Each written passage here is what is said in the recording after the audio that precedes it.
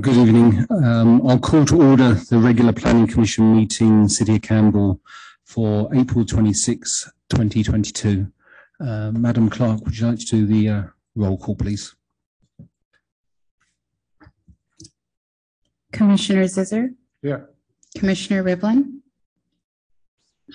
Commissioner Kamkar? Here. Commissioner Ostrowski? Commissioner Cray? Here. Vice Chair Bookbinder? Present. Chair Ching? Here. Thank you. So I believe the minutes came through earlier today. So has everybody had a chance to look at the minutes? I appreciate it hasn't been a great amount of time.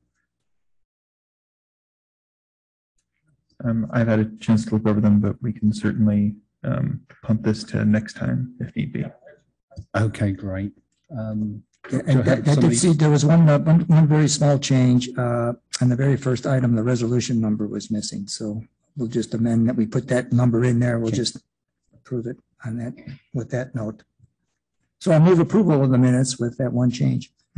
I do have a note. If we're discussing the minutes, I do have one note on them, which is that page 5, item 3 says, Bookbinder asked the community, we have heard public comments, and they state the opposite of what DeNovo was saying they are looking for. I would describe that as I contrasted the survey results with the expressed preferences when we got an actual project with the desired properties. Okay, are you seconding? Sorry about that. Yes, I'll second that motion. Okay, could we have a voice vote, please? Commissioner Rivlin? I'll vote in approval. I read the minutes and I had no changes to reference, so I'll vote in approval. Commissioner Zizzer? Aye. Commissioner Cray? Aye. Commissioner Kamkar? Aye. Vice Chair Bookbinder? Aye. And Chair Ching? Aye. Thank you. So, thank you. Director Eastwood, do we have any communications agenda modifications for tonight, please? Thanks, Robbie Eastwood, Community Development Director. You do have a few desk items you should have. Other than that, no requests and agenda modifications or proposed postponements from staff. Thank you. Okay, thank you. So this is the part of the meeting which this point of the agenda where members of the public may address the Commission items of concern to the community that are not listed on the agenda this evening. People may speak up to 5 minutes on any matter concerning the Commission, but the Commission cannot take any action. So I'll open the oral requests. So close that. All right, we have 3 items, I believe, for tonight's agenda. Firstly, I'll ask my fellow commissioners, do you have any disclosures?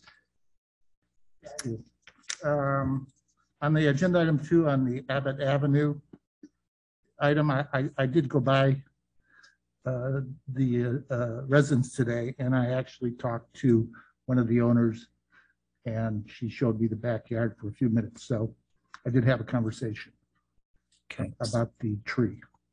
So just wanted to disclose that. Thank you. Also, I would add, I live 1,600 feet away. It's not close enough for me to recuse myself, but it's closer than usual for these things. So I wanted to mention that for item 1.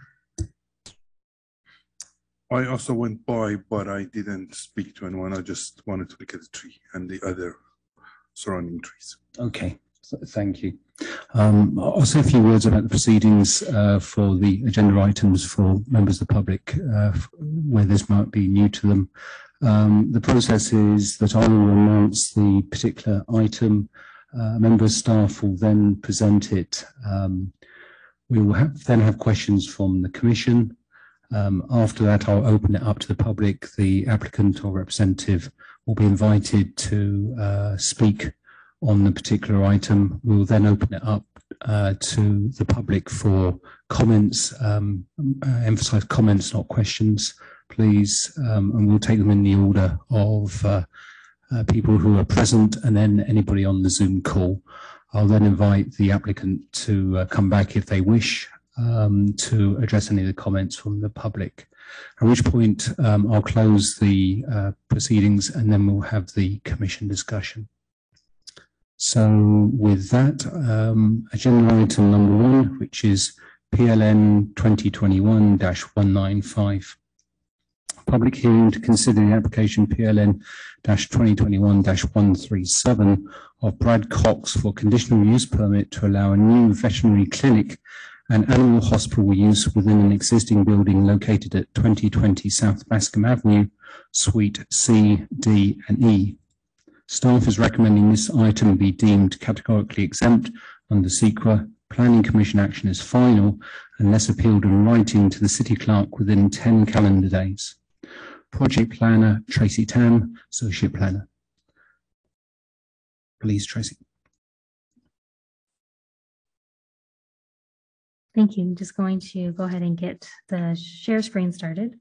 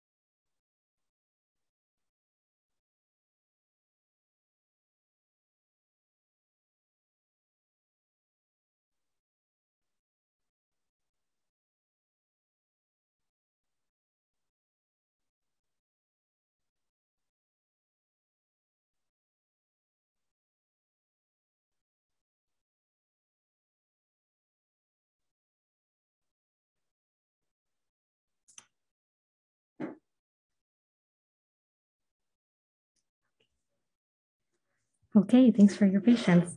I'm not very used to using Apple products, so it's always a learning curve. Tracy Tam, Associate Planner. The project before you tonight is a request for a conditional use permit to allow for a new veterinary clinic and animal hospital use within an existing commercial building located at 2020 South Bascom Avenue.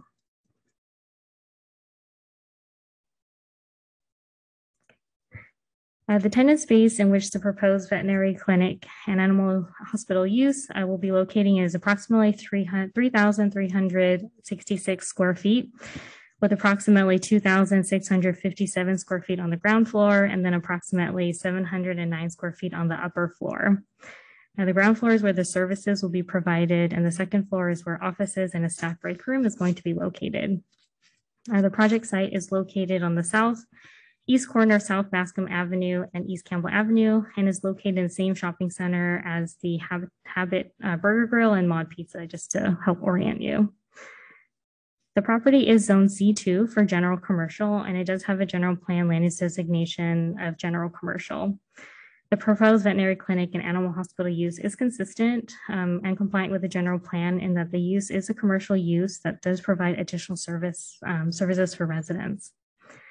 The proposed use complies with the zoning regulations in that only small animals are going to be served at this site. Soundproofing is going to be provided, and the use is located 60 feet from the nearest residential use when the municipal code requires a distance requirement of 50 feet. To provide some brief background on the property was developed in the county, but it was annexed into the city limits prior to an addition being approved by the city in 1989. And with that 1989 approval and the permit number shown on the slide there, the parking standard of one parking space per 200 square feet was established, which equates to about 84 parking spaces. The 1989 approval also limited the number of restaurant seats to 113 streets and limited the commercial square footage to ensure that the parking standard is met. So both the Abbott and the Mod Pizza, they're both limited or total limited to 113 seats. The proposed veterinary use will continue to use the one parking space per 200 gross square feet ratio, and therefore the parking standard is met at 17 parking spaces.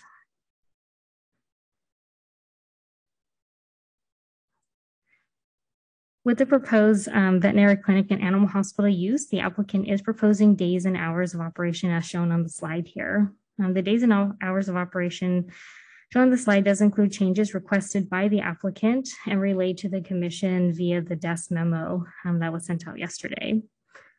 The applicant is requesting hours of operation from 7 a.m. to 9 a.m. daily for staff, and then 7 a.m. to 8 p.m. daily for business hours. The extra hour for staff is going to allow for any kind of cleanup or administrative tasks to take place before the business closes for the day. And then the last appointment for animal services will end at 8 p.m.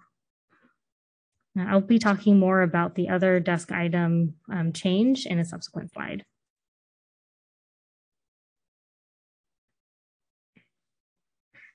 So what you see on the slide is the proposed floor plan. The previous business to occupy the space was a beauty salon. It's been there for a number of years, but they had vacated, I believe, in 2021. So there will be some need to reconfigure the tenant space in order to adequately serve the proposed veterinary use. You'll see that there is a lobby area right as you enter the building for clients to enter, and then a variety of animal treatment areas, a couple of exam rooms. You have a large treatment area sort of the center, a dental area, some kind of area for surgery, and also general office use. The second floor, which you kind of see on the right hand of the slide, is for staff purposes only. And so there's two offices up here, a break room, a restroom, some storage area.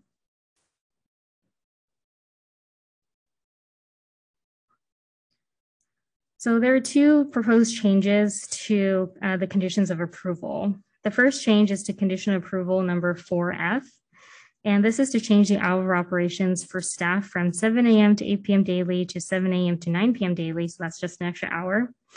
and the business hours of operation from 8 a.m. to 6 p.m. Monday through Saturday to 7 a.m. to 8 p.m. daily. So that's an extra 3 hours and a day extra. According to the applicant representative, the idea is that the business hours will be from 8 a.m. to 6 p.m. Monday through Saturday initially as the business is getting started. But in the hopes that this is, if that the business will be successful, they would like to ask for the additional hours now as to not have to come back in the future to change the hours of operation.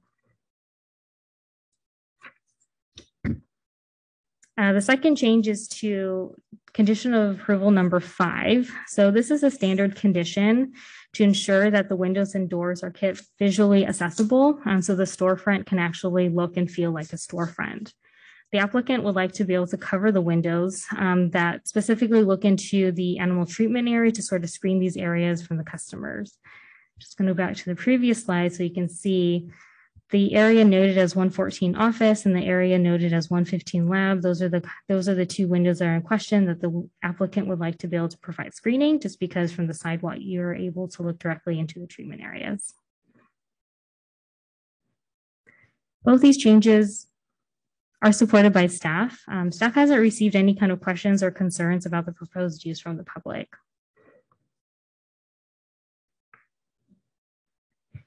Therefore, staff recommends that the Planning Commission adopt a resolution approving the conditional use permit to allow veterinary office and animal hospital use within the existing commercial building or tenant space with the changes noted in the desk item.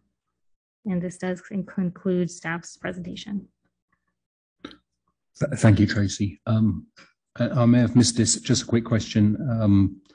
The proposal includes the changes for the additional hours and the screening request? Correct. Okay, thank you. Open it up to the Commission for any questions, please. Just one question. Yeah, thanks, Tracy. You covered this in your report about the Mod Pizza and Abbott Grill and limiting the number of seats. But I just want to know in general, and I hadn't been familiar with this center. In general, has there been any parking issues in that little center that we know of?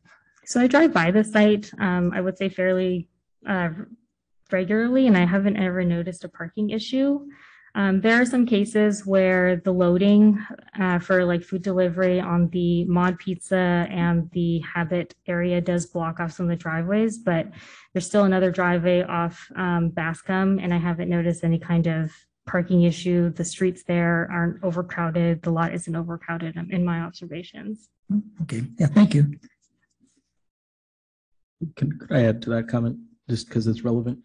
I have dinner at Abbott quite a bit, and while the lot does get a little crowded in that stretch off of Bascom, the rear lot I've never not had a spot there. I'm not visiting an animal hospital, but when I'm using the dining, the lot still has a few, 3 or 4 in the back that you can use. Okay, yeah, thanks. That's at like a peak dining hour between 6 and 7 p.m. Yeah, I was just wondering because I know there's a couple of popular restaurants, and there's not a ton of parking to meet into my visual eye, but I have no idea. So that helps to know. I think both restaurants have like the 10-minute grab your food and go.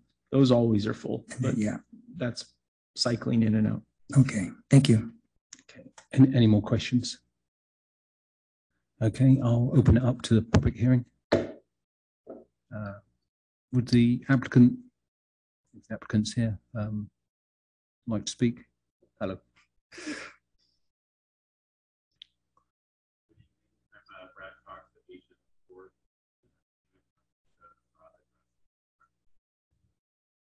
Thank you. Any questions for Mr. Cox? Okay, if no Zoom questions or Zoom comments, okay, I'll close the public hearing and open it up to the Commission. I thought I did. I can open it up again. Perhaps I was a bit too quiet. You can check for if there are any hands online. If any of the public online would like to speak, please raise your virtual hand.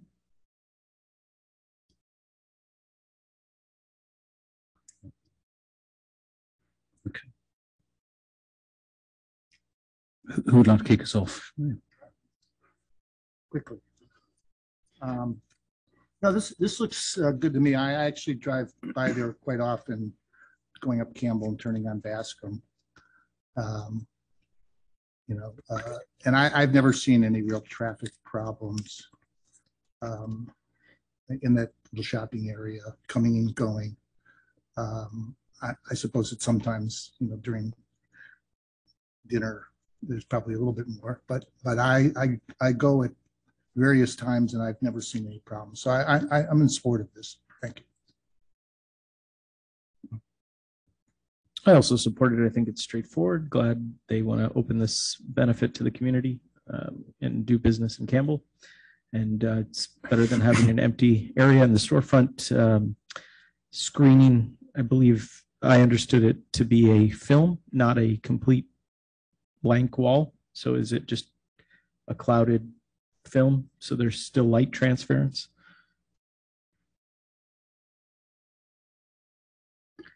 On the plans, it doesn't specify that there's going to be any kind of film, but the way that the condition is worded is that you can't have anything. You can't have a curtain, you can't have film. It has to be free and clear. You have to be able to have visual access to the space.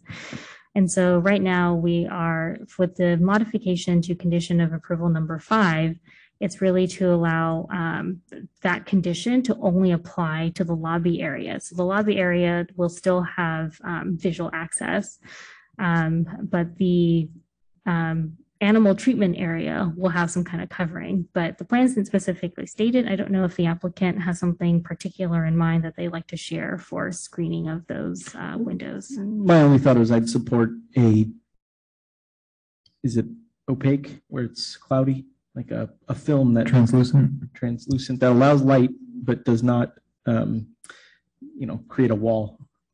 You can tell that it's a window, you just can't see through it. Privacy film.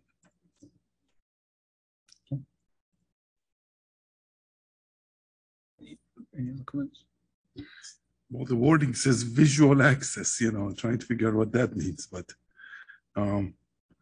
wording on the condition says visual access. Did you mean some obscuring is okay or no obscuring? So visual access is just that you can look into the space. And so if there is like a curtain or a wall that's constructed in front, you're no longer able to look into the space. So if it's some kind of film material, you still can look into the space. I believe that would meet the intent of the condition.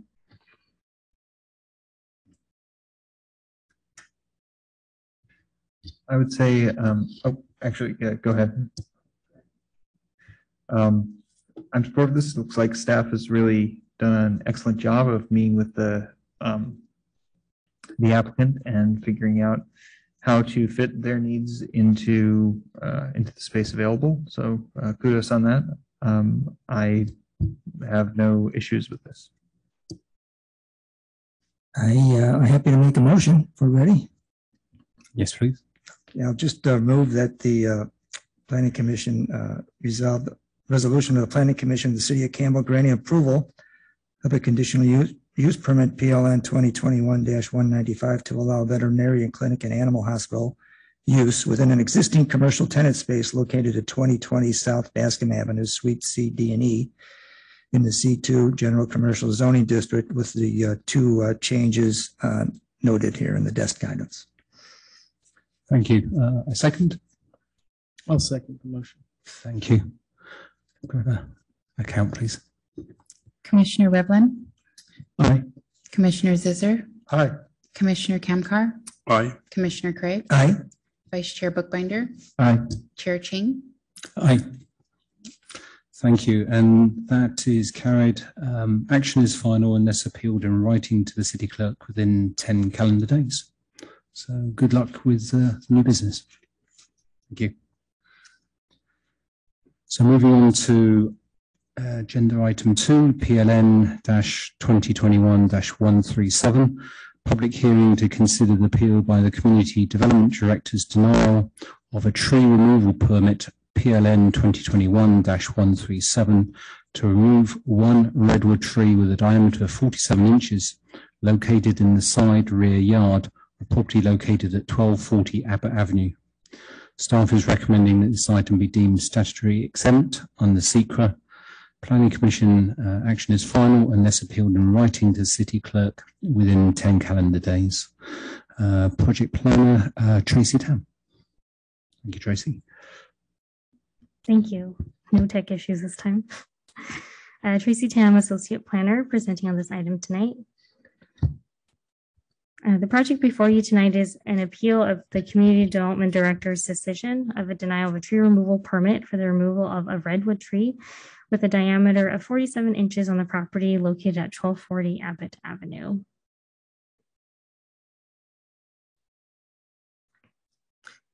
The property is a single-family detached property located on the corner of West Hacienda Avenue and Abbott Avenue. The redwood tree in question is located in the rear of the property as shown in the yellow circle on the slide there. The redwood tree is located approximately 10 feet away from the main house and is located adjacent to the neighbor's detached garage, which is shown sort of to the north on the side.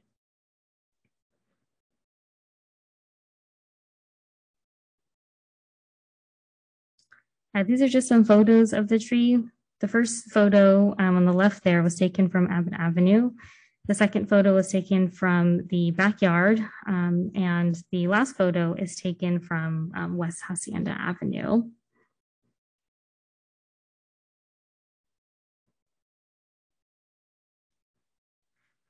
To provide a little background on the application, a tree removal permit application was submitted in August of 2021, and the tree removal permit was sought due to the danger of falling, the damage to property.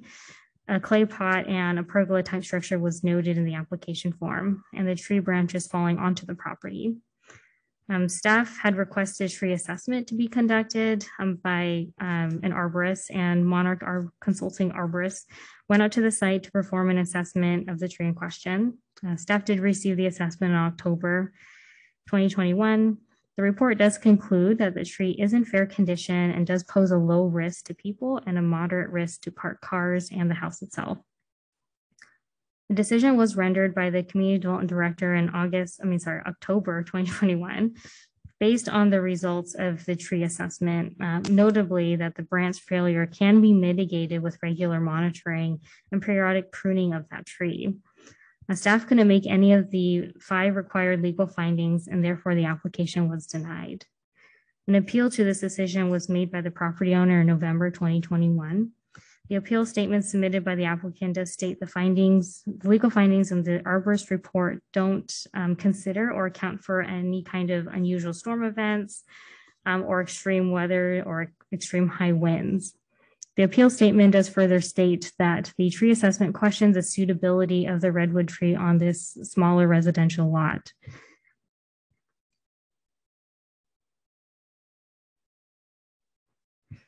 So on the screen, these are 3 of the 5 required legal findings, which act as legal justifications to decision making.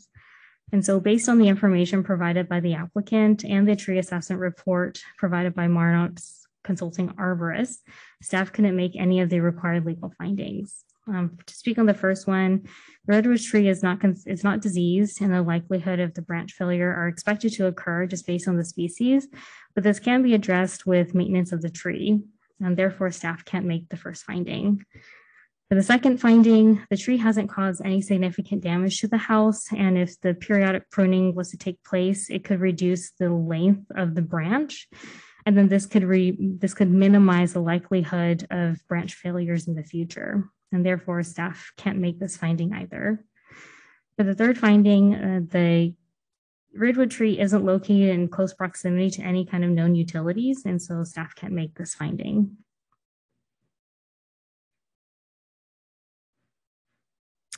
Regarding overplanting, the redwood tree isn't overcrowding any other protected trees. There aren't really any other protected trees located within the drip line of the redwood tree. There are a couple of palm trees, but those are not considered to be protected trees. And so therefore staff can't make this finding. And then lastly, the redwood tree doesn't restrict the economic enjoyment of the property, nor does it create an undue hardship or unusual hardship to the property owner. The property is a single family detached residence with a typical lot size and typical configuration of a house found in the zoning district. And the retention of the redwood tree doesn't restrict the ability to use the property as a single family property. and therefore staff can't make the last finding. So because the legal findings can't be made, staff recommends that the Planning Commission adopt a resolution denying the appeal and upholding the director's denial of the tree removal permit. And this concludes staff's presentation. Thank you, Tracy. Any questions to Tracy? Please, Commissioner Cray. Thank you, Chair. So one thing I didn't see on the report, I mean, your report was very thorough, but one thing I didn't see is we evaluated risk to structures, but not risk to people. Does that ever come into our calculations? Because I know if, let's say, resident A owns it and they don't have small children or they don't do much activities in the yard, they may not be as much of a risk, but resident B, same house, same exact condition, may have children or may operate as a daycare, you know, I mean, then wouldn't that come into play? And I know you're bound by your rules, you know, but we're not, you know, we could take other things into account. So am I correct that the risk to people was not taken into account in the staff's evaluation? So I believe it was discussed as part of the tree assessment that the consulting arborist did do. But as far as the findings, there is a finding that if the tree cannot be preserved or preventative procedures can't be taken and that it is a public health and safety issue, that's a finding that can't be made. However, it was found that with proper pruning and trimming back of the tree and doing that in a more regular fashion, that could decrease the amount of branches hitting other branches and then causing significant damage to property. So it is part of the finding, but it doesn't specifically address people. It does say that if it presents a public health or safety in that, and it does, because of those two reasons, it can require the removal. But from staff's standpoint, there are things that can be done to mitigate that, to be able to retain the tree. And then staff does recommend, along with the recommendations for the arborist, that it can be monitored every 2-year period. So we can always, the applicant can always resubmit the application to evaluate it at that time. But as of now, the tree is not diseased. If maintenance is done, it can kind of mitigate some of the concerns. Thank you. Commissioner Crane. Yeah, Tracy, do we know how old the tree is, approximately, guesstimate? I didn't see that in the report. Was it in there? Let me see. It is of substance size, so I would think it's definitely not a young tree.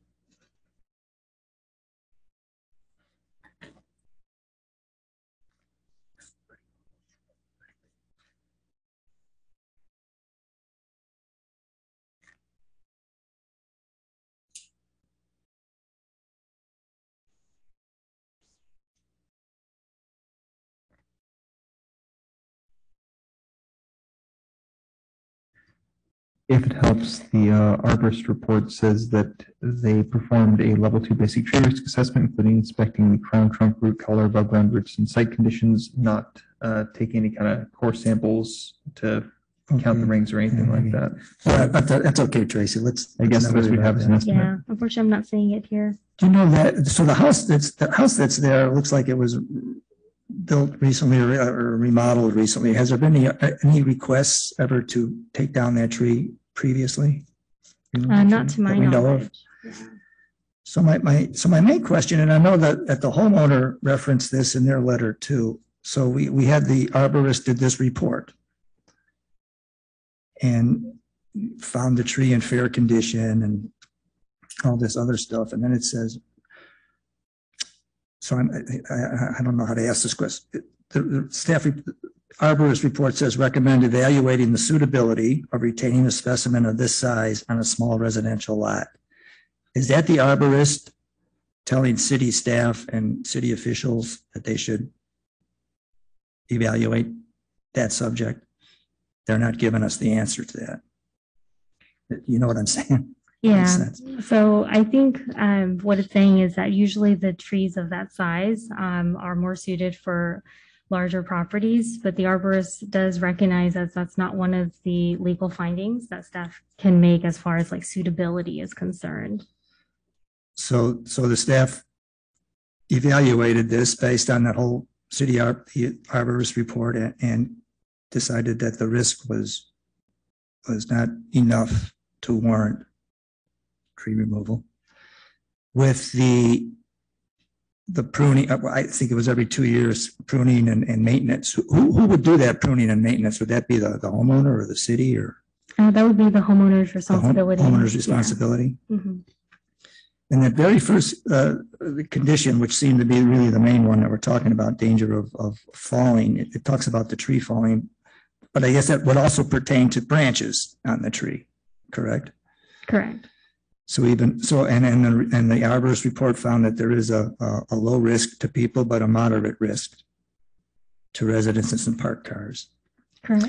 And I guess my final question would be with so a tree, a redwood. And there's a few in my neighborhood. A few lone soldiers, these big redwoods in the middle, kind of in the middle of backyards. But it's pretty rare for a tree this size to be this close to a home, is it not?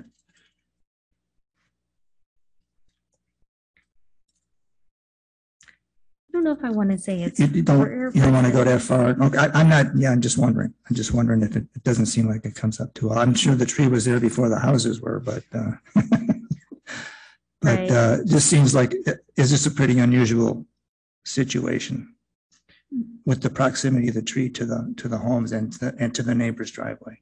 Yeah, I don't think it's necessarily an atypical situation. To your point, what came first, the tree or the house? And usually if someone's trying to build an addition, and if it's a protected tree, it's staff's standpoints that they should be trying to preserve the tree just based on the policies that the city has for protected trees. But I wouldn't necessarily say the distance is atypical. Okay, all right, yeah, well, thank you. Done.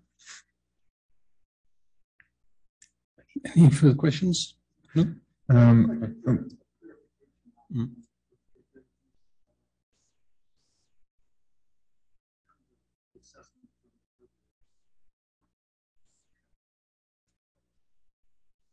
My reason was that the amount of this was primarily was not for the tree, but branches.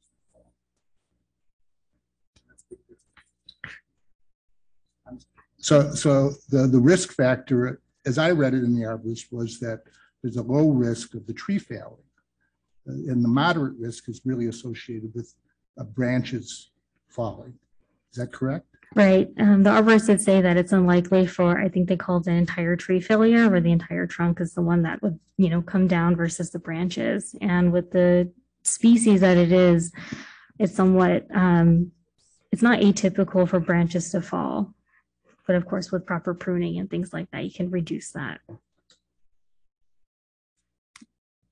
Can I ask, so is it a consequence of this tree being improperly pruned that it's dropping branches like this? I'm sorry, can you repeat the question? From the arborist report, I got the impression that the reason the tree is dropping branches like this was that it had been improperly pruned or improperly cared for. Is that the case? That's my understanding. Thank you. Sorry, one more time. So can you explain to me when you say pruning, if they were to cut the tree down, not all the way down, let's say the top 20 feet, 30 feet or down, is that considered pruning? So that would be considered topping, which is generally not a practice that is supported because it severely compromises the tree. The structure of the tree is severely compromised and it doesn't allow for any kind of organic growth to occur. What pruning refers to is really like cutting back the branches. Branches that don't have the best structure should be removed to reduce any kind of, structural issues in the tree. And so and it's really to reduce the branches, I suppose, and to cut those in. But it's entirely different than just lobbing off the top of the tree. That practice is called topping, and it's generally not recommended by arborists. Got it. Thank you. Okay, any more questions? Nope. Okay, I'll open it up. Open up the public hearing. Would the appellant, Mr. Hung, would you like to come up, please?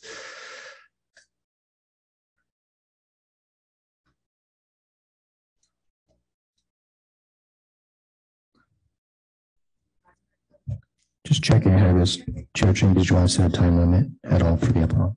Yes, I understand you've got presentation. If you could keep it closer to 5 minutes rather than 10, that would be appreciated. I'll try. I only got that like 2 hours ago, so try to cut it down. My name is Paul Huang from 1240 Abbott Avenue. Thank you, Chair Ching and Commissioners. Let's see here, how do I share?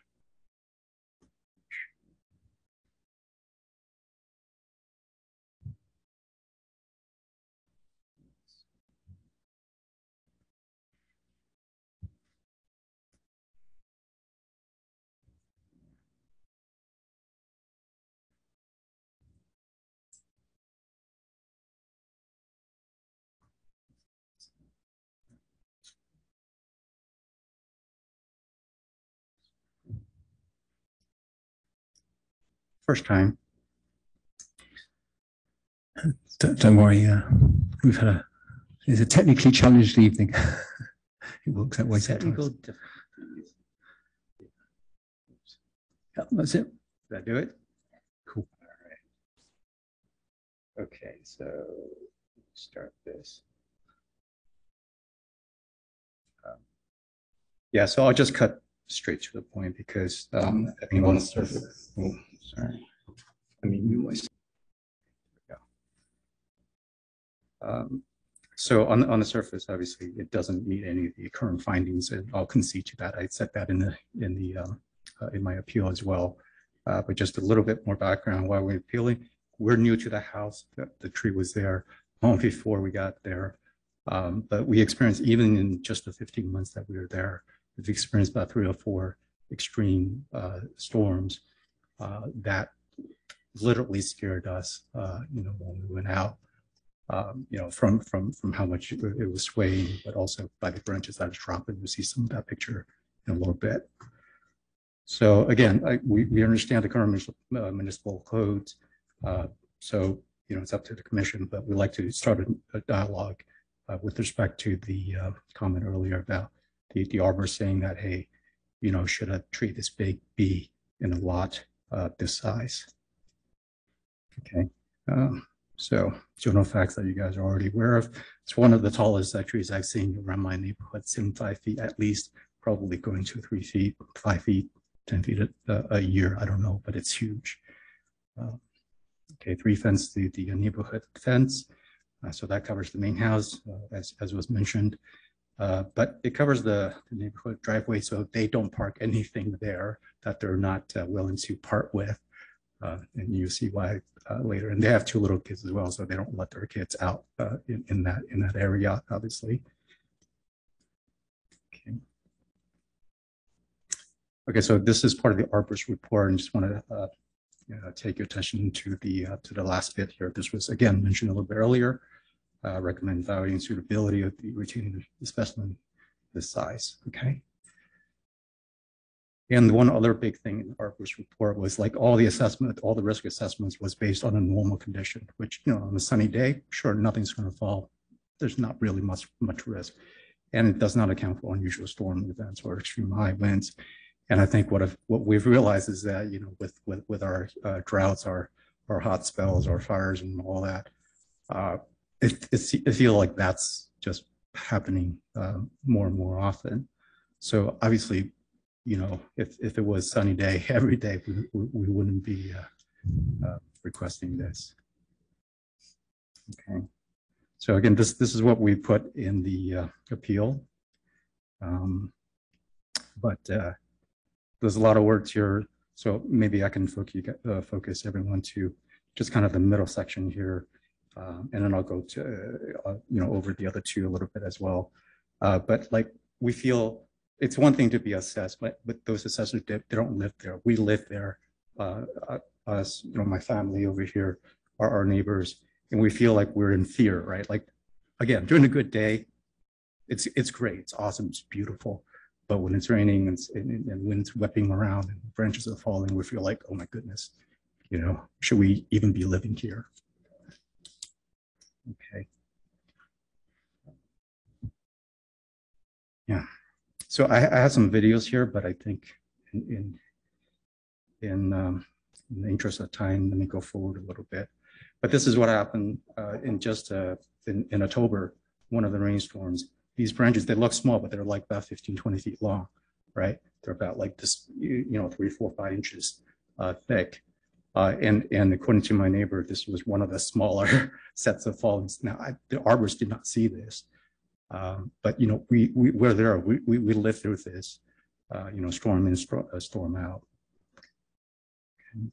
So just more examples. So again, we only lived there for about 15 months. We've already seen quite a few of these. Okay, did so you say you had a video? I wouldn't mind seeing it if you had it still available. Yeah, sure. So this was in. And this is your tree and your property? This is our tree. Yeah, in October. Yeah, there's sound of the stuff, but I muted everything because the mic, I don't want any feedback here.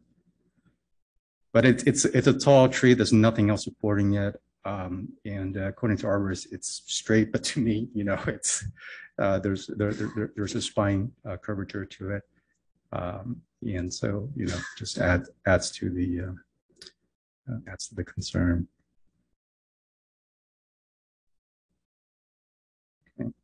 And I probably caught this when the wind had already died down a little bit, right? When I was also able to walk out there a little bit safely. So. Oops, sorry about that. Let me go back here if I can.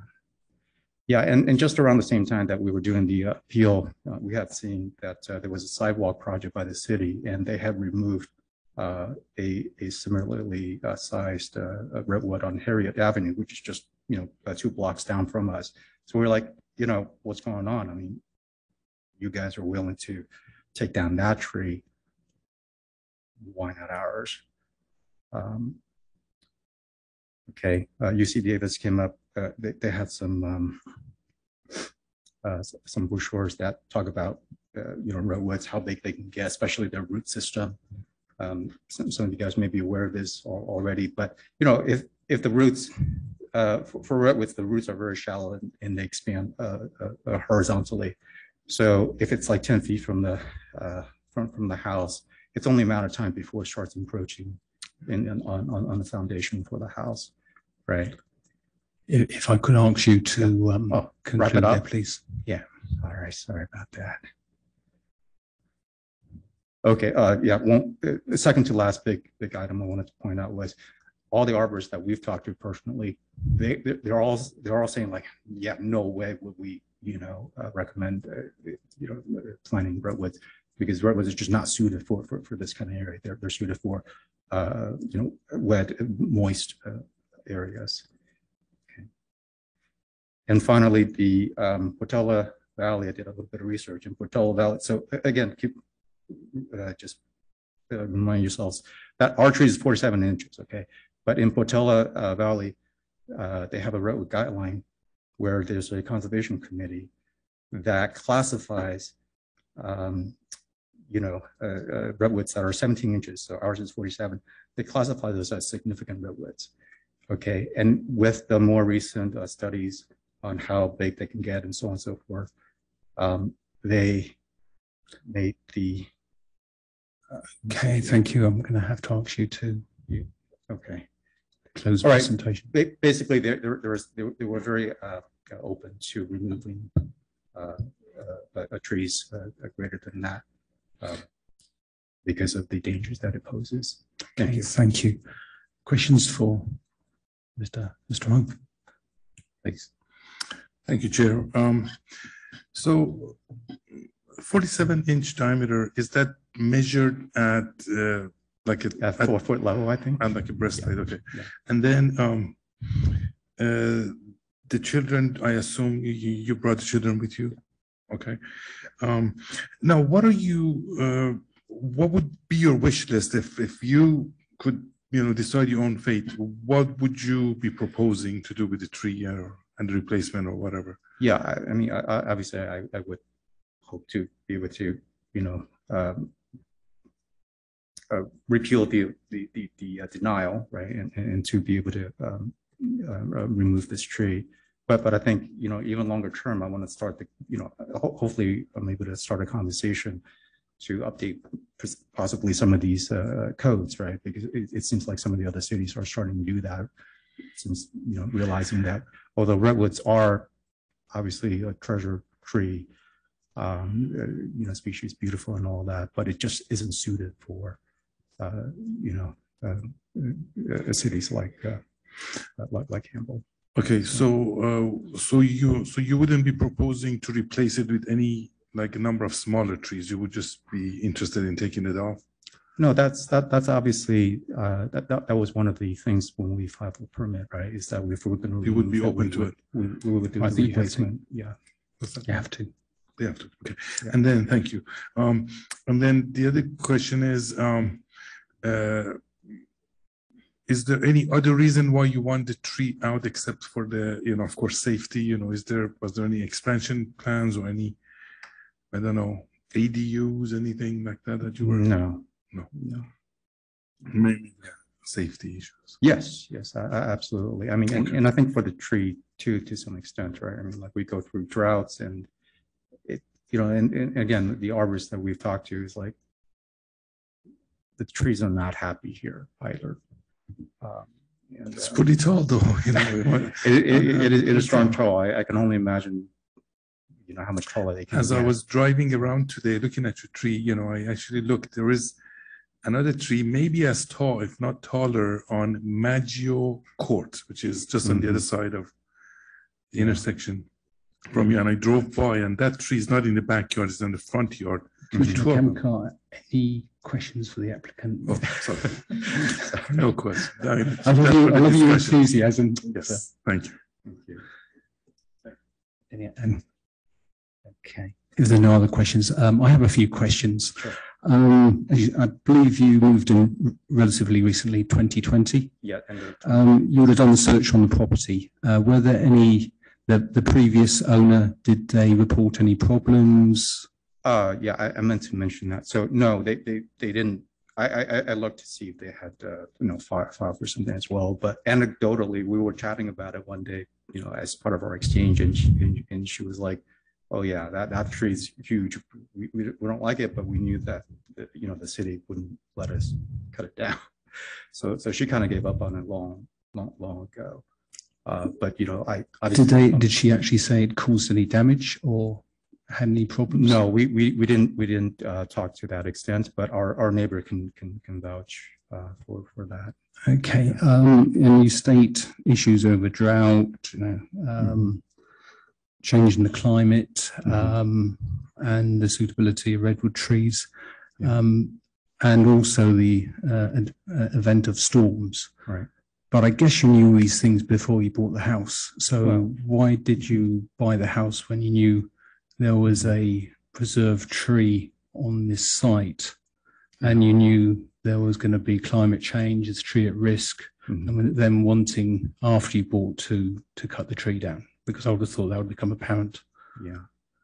Yeah, no, that's fair. I mean, I wish we understood that it couldn't be removed. We didn't know that it was a protected tree, that kind of stuff. I'm not sure how many people know until they actually, you should have come up with the search. Yeah, when you did the search of the standard California form, I believe. You can be sure that if we look again in another house, we certainly will do that for sure. But yeah, you're right. You can say that that's on us that we didn't do the research. But that's why I'm before you today, right? So. Okay, so thank you. Sure. Okay, with that, before before I close it, any other question, any other comments from members of the public? Yeah, I'm one of Paul's neighbors. I've lived on Abbott Could you Avenue. state your name and address for record, please? Excuse me. Could you state your name and address for the My name is record? Jack Banfield. I live at 1209 Abbott Avenue. I've lived there since 1975. So I've seen the neighborhood grow and the trees grow too. So, but that tree has been contentious a few times. I've seen it lose branches. One fell into the neighbor's yard and went through the bottom of a doughboy pool, above ground pool that he had built. That was before it was trimmed back and stuff though. So, but there was contention between the two neighbors over that tree at that time. The one guy, both of those homes were very small homes, back 20 years ago. And so the lots looked a lot bigger when you had a small home on it compared to the footprint that's taken up now. So that redwood tree comes into play a lot more than it did back when it was first in there. And so I support Paul because I've seen what can drop off of that tree. I know how tall that tree is. I've seen all the money that's gone into putting in upgrades for PG&E for power and all that with the solar panels and all that, and that's all on those roofs. And those certainly come into play if branches come off of that tree. And also both families, Paul's family and the family next door now, they're both new families, both with young children, and certainly nice yards that the children can play in. But I guess if it's stormy, you don't let them go out there. So anyhow, there is problems with that tree, and I support Paul in trying to rectify that somehow for his family. Thank you. Anybody else? Do we have anybody on Zoom?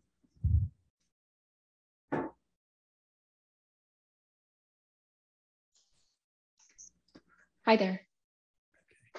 Hi, Mira. We can hear you if you'd like to go ahead. Excellent. Thank you. My name is Mira Shankaran. I live in the neighboring house at 1224 Abbott with my husband, James Player, and we do have young children. So my daughter, Leela, is 4.5. My son is Kieran, and he's 1.5 years old. So like Jack and Paul mentioned, we are in support of the tree removal. We moved into this house in September of 2016. And over these last 5 years, we've seen just huge branches fall into that driveway. You saw the photo, so I don't need to, describe that. But there have been several near misses with our car and roof. In terms of, damage to the structures, we've avoided it we basically just don't park there at all. And we have had flooding because of anything that's dropped on the garage. We have a standalone garage. We actually had to update the entire gutter system because it was not suited for the type of, this is more on the smaller branches side, but not suited for the location under that tree. And then I did want to provide a little bit of clarification. The previous homeowners at 1240 Abbott, so prior to Paul in June, they did have professionals come out and prune the tree. So I heard a comment saying that it wasn't maybe maintained, but at least in the 5 years that we've been here, we did see that maintenance. I specifically saw that maintenance happen right before they sold the home in October 2020. And the photo of our driveway with that very large branch near the car was after that pruning. So after the previous homeowners had moved when Paul and June were there. And so there is that kind of discrepancy of, I don't want anyone to walk away thinking that was a result of, poor maintenance. I just have to tell you more qualitatively, I'm terrified for the day that someone is out there. The kids are so small, and you can see the size of that branch with respect to the car in terms of scale. My husband use the phrase widowmaker, and I believe him. It's just very terrifying to think that something would fall from that height. And, we have a great relationship with Paul and June, and we appreciate the efforts they put into trimming and maintaining all of the trees on the property. But, these last few windstorms have been wild. I can't say that I can predict that this is not going to happen. So I do, urge you to consider this is a very direct result, and to the question about why we moved here anyway, you know, that tree's not on our property, and that's not something that gets disclosed before you move in on the neighbor's property. So I do appreciate that. I would also just note that here in the Bay Area, the ability to be very extremely selective about the property that you can purchase is not very easy. You know, we're all trying really hard with 2 full-time jobs and putting in all of our savings. And so Okay, I just do want to put that in perspective. I'm going to have to close this, but that's been a very useful comment. Thank you. Thank you. Anybody else? Okay. Hello, Randy. Oh, there. Hello, are you guys there?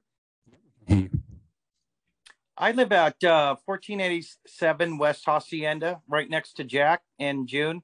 I'm west of June's house. The tree does not pose a threat to us, but I have, during storms, seen branches come down. They were not dead. They had green, just as the pictures that Paul showed you in the driveway were. So branches do come off that tree not being dead. They're live if the winds are high enough. And I just wanted to state that the tree is in really good shape, but if lightning was to hit that, or there was some kind of fault within the tree, that tree is massive. It's going to go through somebody's home.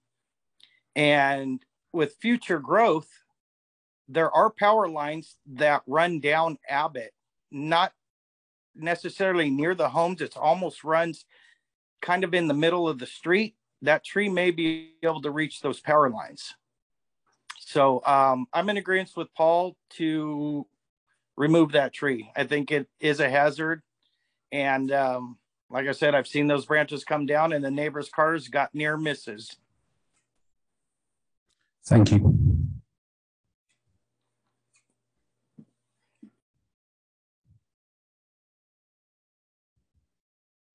Anybody else?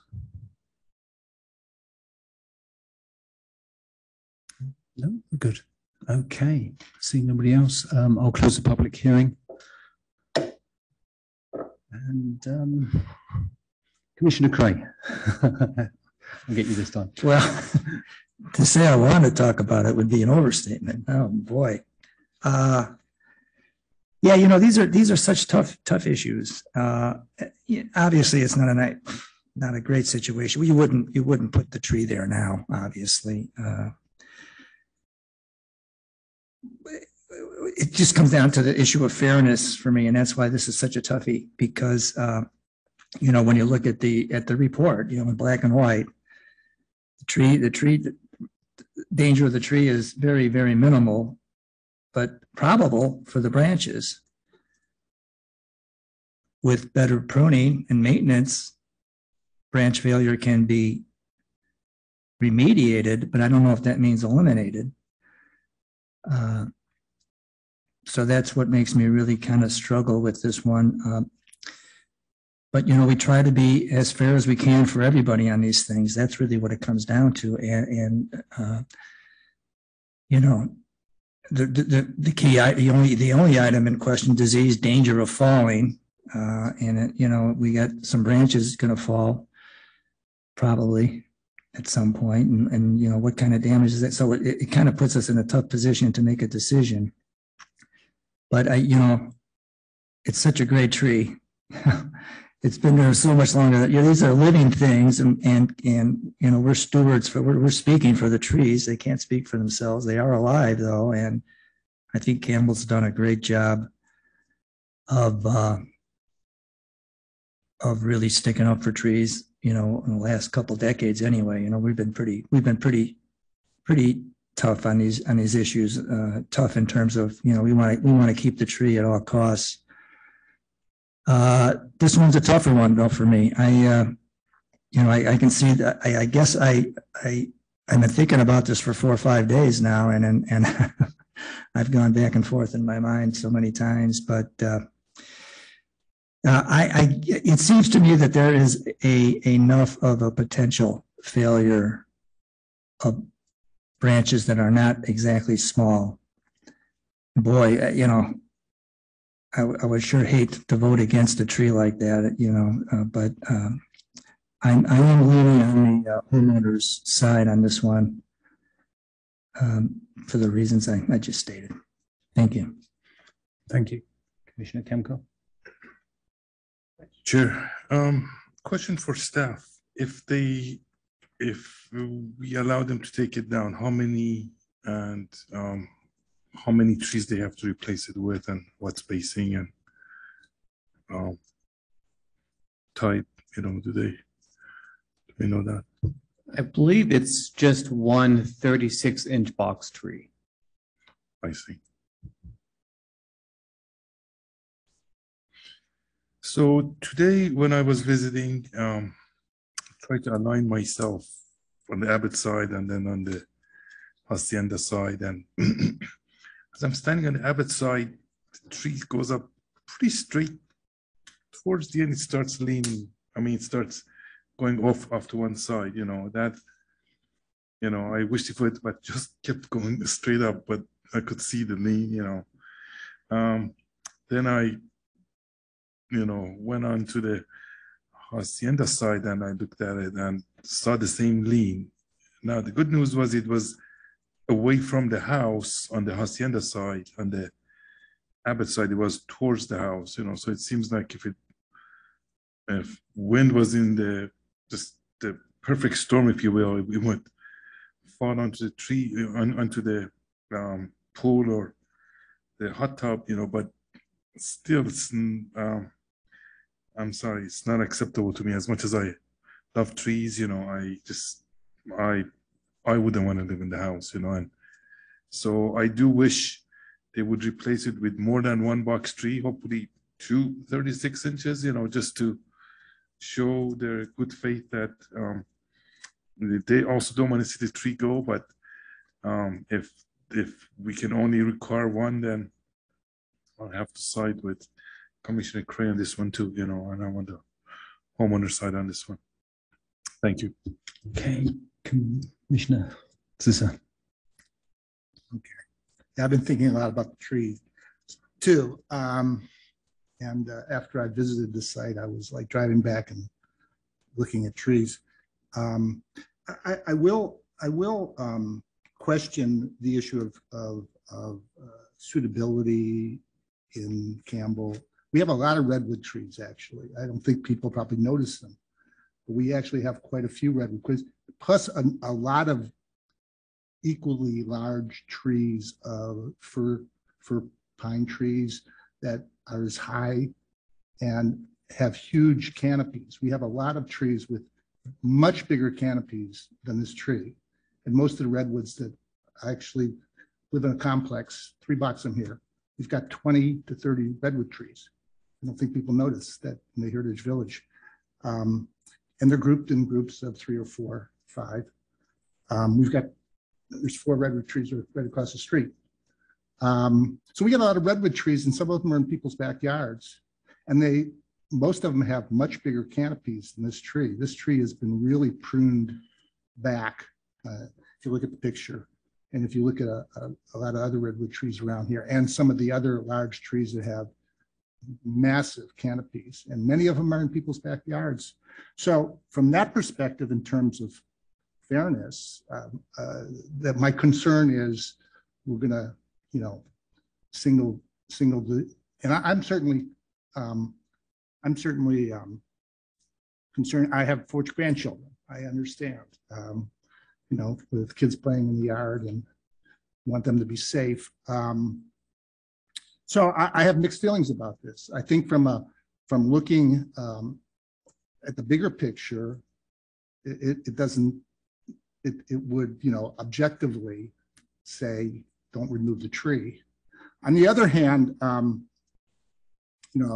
it is there by itself, and it's been pruned back, and it sits there. I don't know if because there's no other shelter for that tree, because it sits there by itself, that it's more susceptible to the winds, because it is in that little neighborhood area, it is the big one tree that sits up high.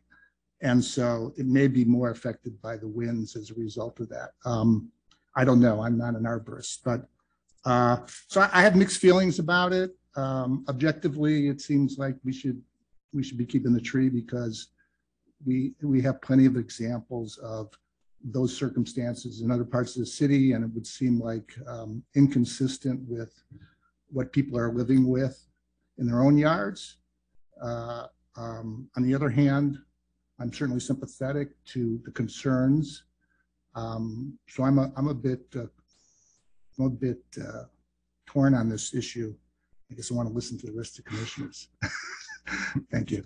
Thank you, Commissioner Rivlin. You used a good word, sympathetic with the appellant. I too am sympathetic with their concerns. Unfortunately, the municipal code doesn't have that sympathy. It is a Campbell tree protection ordinance. And we've heard this in the past, and we've voted on these at the dais before. It's intended to protect the tree. Personal feelings aside, while I'm sympathetic with the appellant, I also feel that the tree, should be protected, similar to your comment that if this one comes down, then do 85 others line up because a concern of windstorms. Maybe what I did also hear from the appellant is that there was an opportunity to discuss this. I guess it would have to go to city council for discussion or be forwarded to them as a comment that maybe there needs to be some adjustment or improvement to the tree protection ordinance. But without belaboring this, I can't see a way to overturn the original decision. So I would be in favor of adopting a resolution to deny the appeal. Thank you, Vice Chair. From what I've heard so far, I think Commissioner Rivlin is correct, but I'd like to ask City Attorney, what exactly are our constraints? My understanding is that we would need to make a finding contrary to what the director made based on the facts of the case. That would be correct. The commission, just as the director is bound by the municipal code, and you would have to make a finding different from what the director found. Okay, so given that, sorry, I'm just going to look this up to make sure I get the exact wording here correct.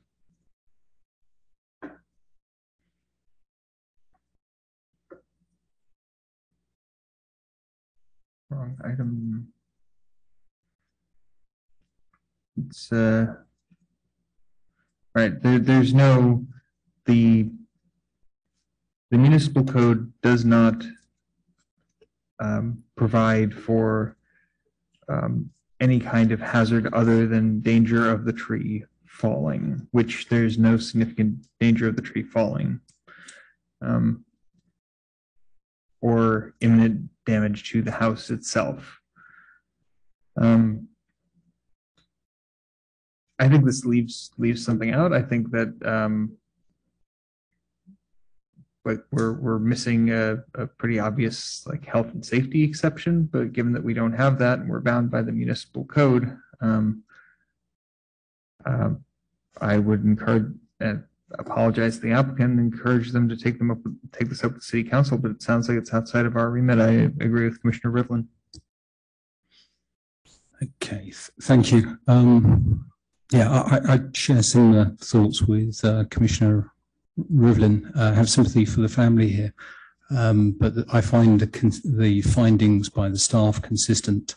It's not as though we can identify one of the five where that finding isn't particularly consistent, and those findings are there for a reason, to protect our trees. And I think, as Commissioner Zissa said, the thing that concerns me is if we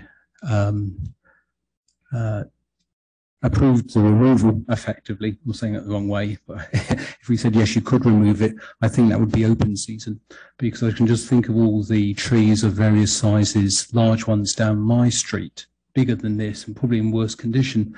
And we've been to the storm and yes, branches do come off, right? That's what trees are. The only way to remove that risk entirely is cut down every tree. Right?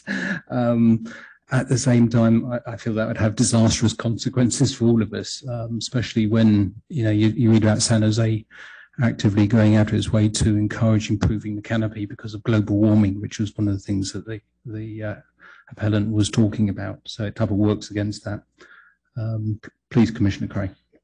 I just wanted to say, I think everybody made great comments. I do completely agree with it. There are redwoods, and they're in my neighborhood occasionally in the backyard. I guess the difference I would say in this one is that it's just so close to the house. And in terms of the findings, the danger of falling doesn't have to be the full tree. It can be the branches. So I do think that we would have an out if we wanted to take it. And if we don't want to take it, everybody made great points, and it's just a tough call. So I kind of hate to set the precedent because I know how many redwood trees there are in backyards. I kind of think this one's a little bit more egregious, whatever the word is. But anyway, but good points. Thanks.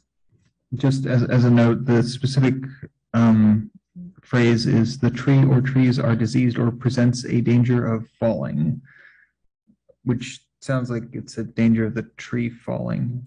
I thought for sure, I saw somewhere where a branch failure falling is a fine. Would that be right, Tracy, or no?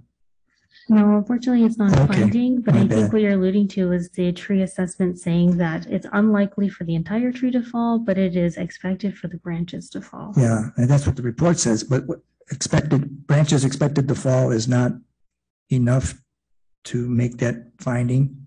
Correct. Disease. Under All the right. disease/danger of falling, it wouldn't be sufficient. Okay, thank you. Please. Can I just weigh in on that? Because I think if you have significant branches falling, that is equivalent to the falling that is mentioned in the ordinance. Thank you. I was actually going to say that too, is that yes, there are tons of redwood trees around us, but they're not that tall.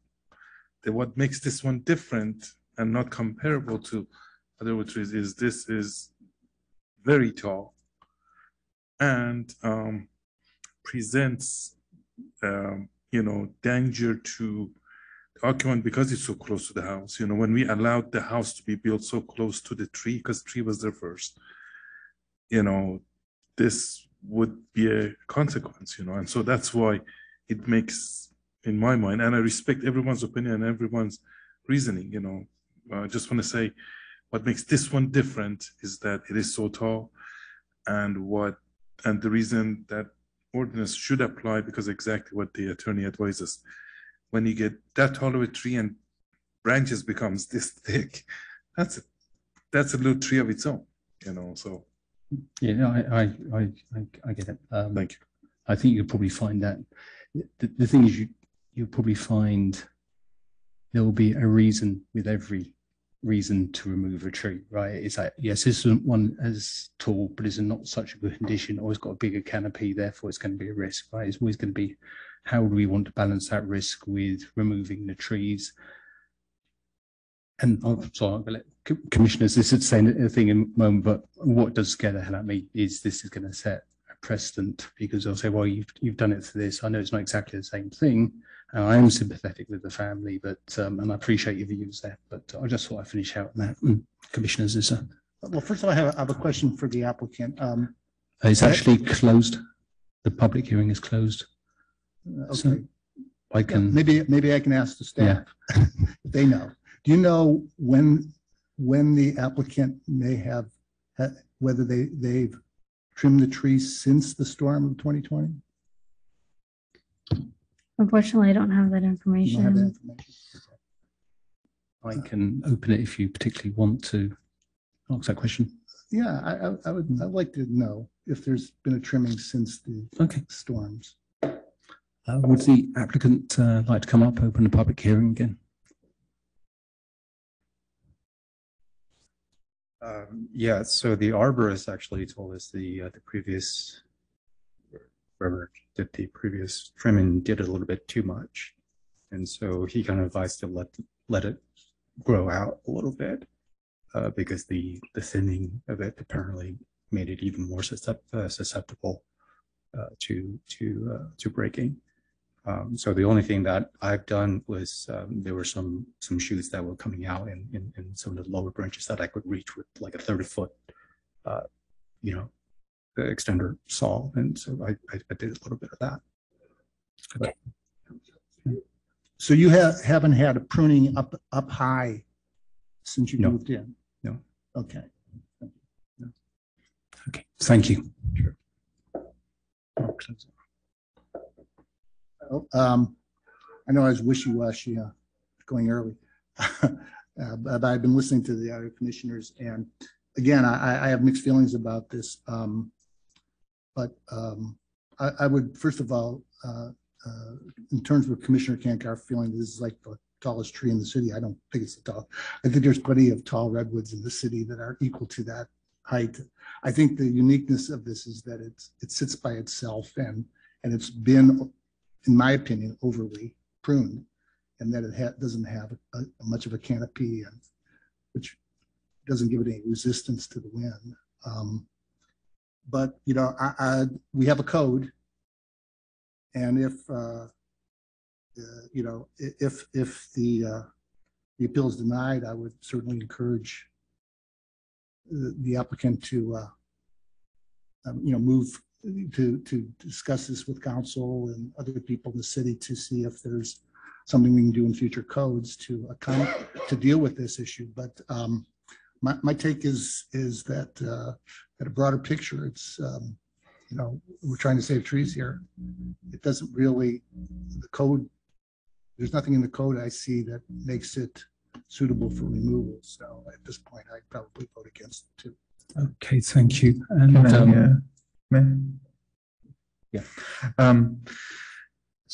thank you, Attorney Sutherland, for clarifying that. Like to share that I have had the experience of, this was back when I lived in New England, of going for a walk after a snowstorm and being nearly missed by a falling branch. And it was a very memorable experience. I really do feel for the applicant. From what I understand, the branches only have fallen off during storms. And while that poses a danger to property and so forth, that's not the same as like that is a constantly hazardous situation. I would definitely appreciate more clarity from the city council about this, about exactly what we want the tree situation to be, if this is the sort of situation that we as a city are okay with, because from what I can see of the code, it currently is. I think we can err on the side of protecting health and safety without cutting down every tree in Campbell. But the current city code does not allow us to make that decision. Okay. What I suggest be some good views and discussion here. Could I ask somebody to at least try a resolution as proposed, and we take a vote on it? Would somebody like to make a resolution? Propose a resolution, please. I'm going to try without even reading anything.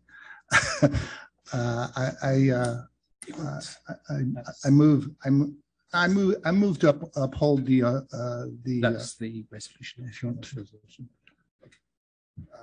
I move to deny the appeal, PLN 2021-137, and upholding the community development director's denial of tree removal permit, PLN 2021-137, for the removal of one redwood tree with a diameter 47 inches on the subject property. Thank you. I'll second the Thanks. your move. Thank you. Madam Clerk, could we have a call, please? Commissioner Zisser? Aye. Commissioner Rivlin? Aye. Commissioner Kamkar? No. Commissioner Cray? No. Vice Chair Bookbinder? Aye. Chair Stewart? Aye. So that is carried 4 votes to 2. The planning commission action is final unless appealed in writing to the city clerk within 10 calendar days. Thank you. Okay, moving on to the third agenda item, PLN 2022-2, public hearing to consider the application PLN 2022-2 of Michelle, apologies if I pronounce your name wrong, Batoni, for a site and architectural permit to legalise an increased wall height for an existing substandard side yard setback in association with an under construction remodel of an existing single family residence on property located at 1830 Montemar Way. Staff is recommending this item be deemed categorically exempt under SECRA. Planning Commission action is final unless appealed in writing to the city clerk within 10 calendar days. Project planner Daniel Farmer, senior planner. Please, Daniel. Just give me one moment here. Missed the pre-COVID days. This was much more expedient.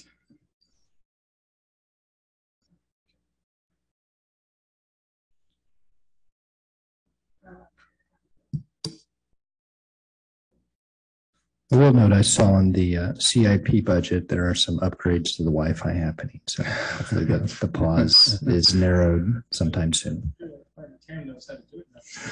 Yeah, that's right. Double up on your job at IT.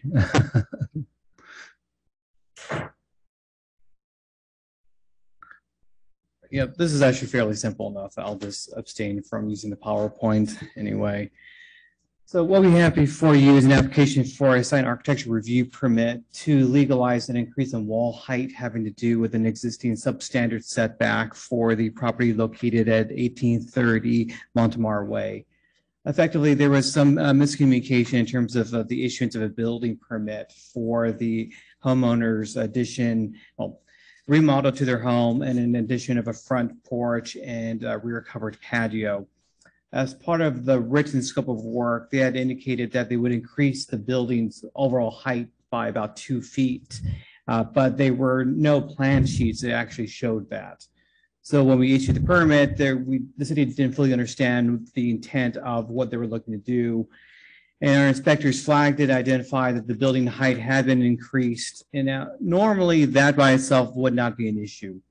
Unfortunately, in this situation, this building has an existing substandard setback on the right side of the building. It would normally need a setback of about 11 feet, and the current setback is 5. So that existing non-conforming situation can be maintained indefinitely. What you generally can't do, however, is to make that substandard setback worse. And the setback is relative to the height of the wall. So the taller the building, the greater the setback that's required. So by increasing the building's height by about 2 feet, that equated to an increased setback requirement of about 3/4 of a foot. And even though it's less than 1 foot, it's still technically worse than that existing non-conforming situation, which is not something that the city could normally allow.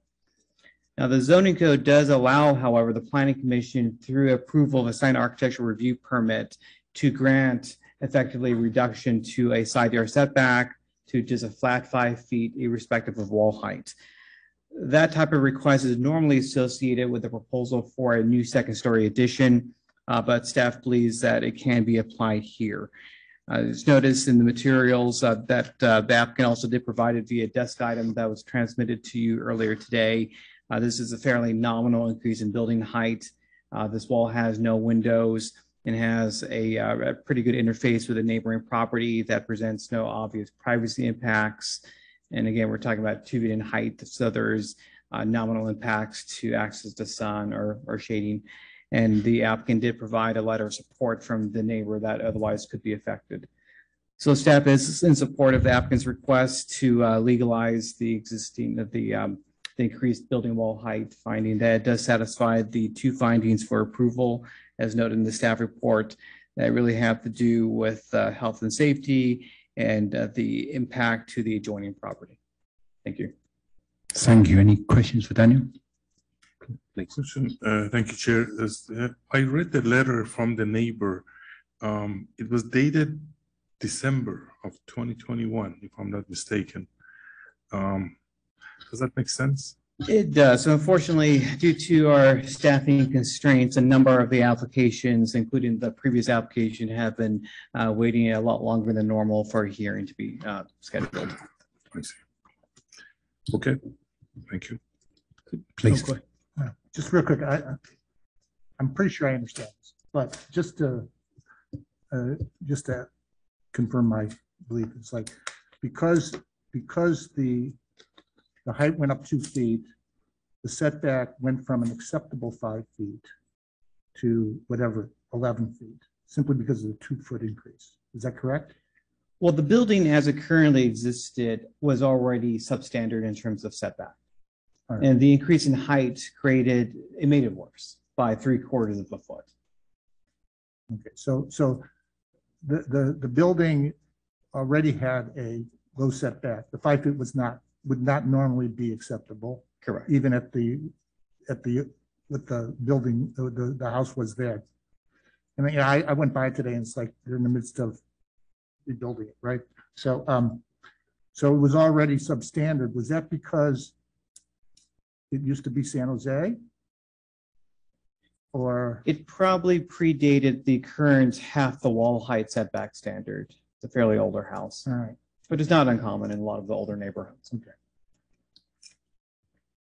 Thank you. Commissioner Whitten.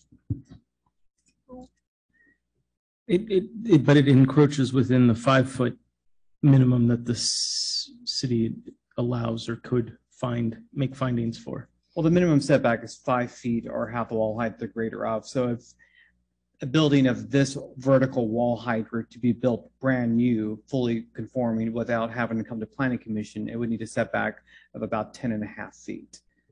Since it doesn't, today it's currently not conforming, it's just grandfathered in. But again, generally the limitation there is you can't make that situation worse, which is what happened by increasing the wall height. And so this is simply a request to effectively retroactively legalize what had occurred. And what would, real quick math quiz, to make this work, how high could the wall be?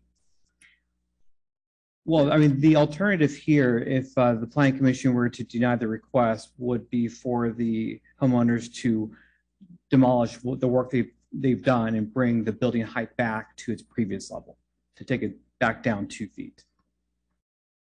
And that would bring it back to its previous condition. And that was an option that was offered to the homeowners. So they didn't have to go through this process, but they've already done much of the work and wanted the increased ceiling height in the home. So they are seeking your approval. Yeah, I'll wait to hear from the applicant. Thank you. I have a quick question. So the setback was 5 feet before and it's 5 feet now. Correct. But because the requirement that it's non-conforming with has changed, like it didn't conform, it wasn't 11 feet and now it's not 11.5 feet or what have you, we need to reallow the 5 feet. Correct. Okay. So when you said they have to modify what they've built and bring it down 2 feet, you don't mean the entire roof to come down, you mean just enough of it so that they get to that 10.5 foot, 11 foot setback and then it can go up to 21 feet or whatever, right?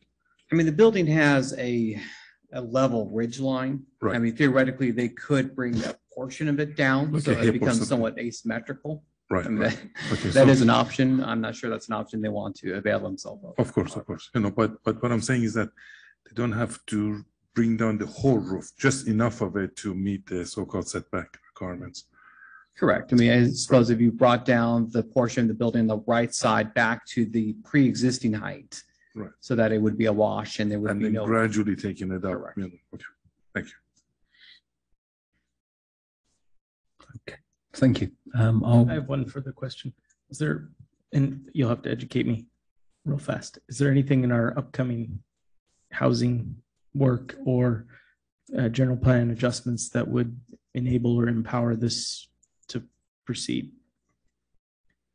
Well, I suppose in the future, this is probably a type of request that would no longer be appropriate. I mean, this is an entirely subjective determination. And in the future, the idea would be to have objective criteria So if in the future you would have differing setback requirements, when those setback requirements apply would need to be objectively based.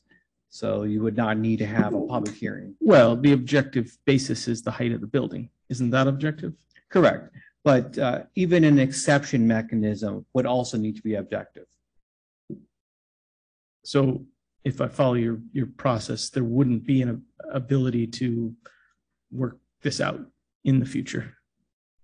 Correct. Okay. They would know. Yes. I mean, if the city said this is the standard, that's it, there's no getting around it, then they would not have had this option. Thank you. Just like to, so you bring up an interesting point, I think, which is that when we do objective standards, we're either going to have to say, you know, we support 5-foot setbacks as long as, you know, it's not, as long as the wall is solid or it's facing a garage or what have you, or we don't support 5-foot setbacks. Like we have to sort of make all these decisions ahead of time based on a clear policy, which sounds ideal, but boy, it's pretty hard to forecast these things. That is the challenge with objective standards. Yes. Good luck with that. So I just direct the commission back to the matter at hand. We will, of course, have lots of opportunities ahead to talk about objective standards. Yeah. Thank you. Okay, I'll open it up to the public hearing. Please, sir.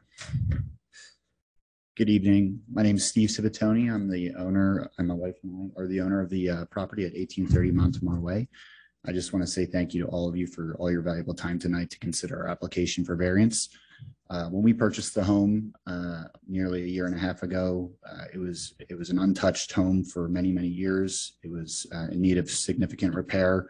One of the reasons we were able to even, navigate the competitive landscape was the fact that we were willing to put in the sweat equity to repair the building.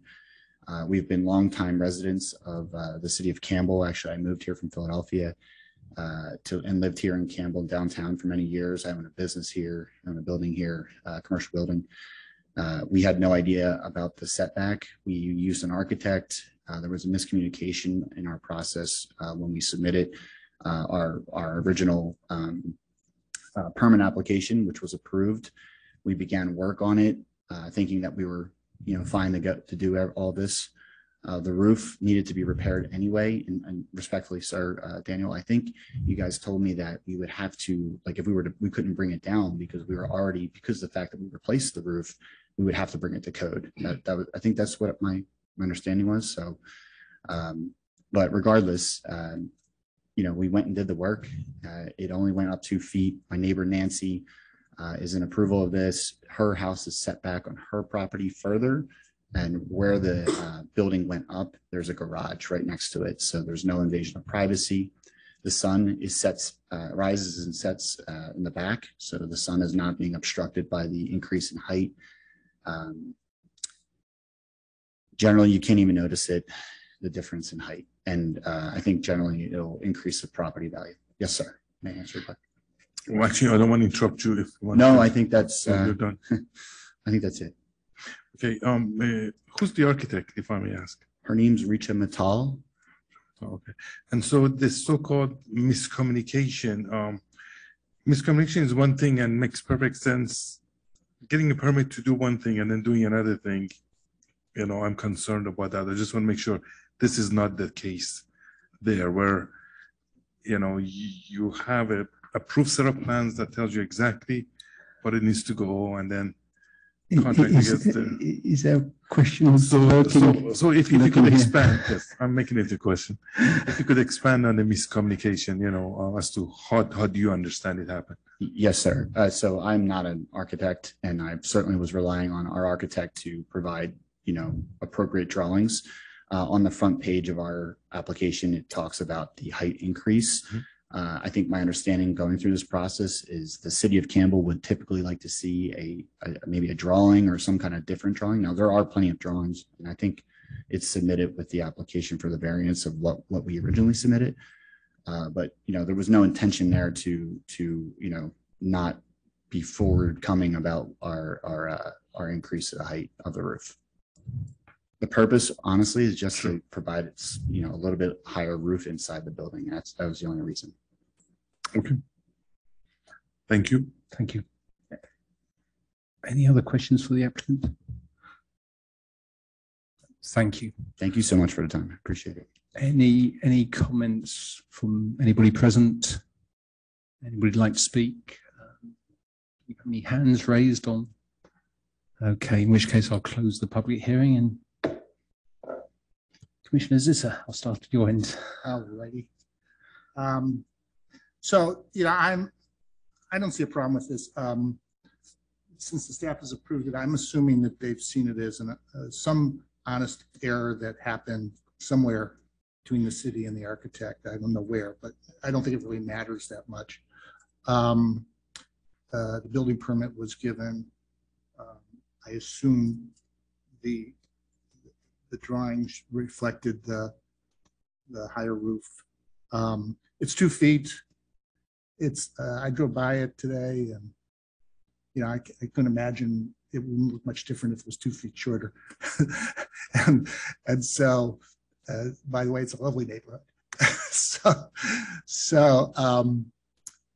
And the neighbor has no problem with it. We're grandfathering in the old setback. I think if it was, 5 or 10 feet taller, I'd probably have more problems with it. But 2 feet is not really going to make a difference in terms of sight lines and stuff like that. And since the neighbor who is on that side is totally okay with it, I see no problem with accepting this variance. Yeah, when this originally came to the city, did it not come before the Planning Commission or have a SARC report prior to this? No, so this part of the city is not subject to any discretionary design review. It's entirely ministerial. So Okay. all additions, new homes, remodels, Understood. approved by staff. Thank you. This is a strange soapbox to stand on, but I can't make the findings to allow it because similar to our last item or any other item we've had that requires a variance, it requires objectivity. And I know there's a little bit of balance here, but it makes sense.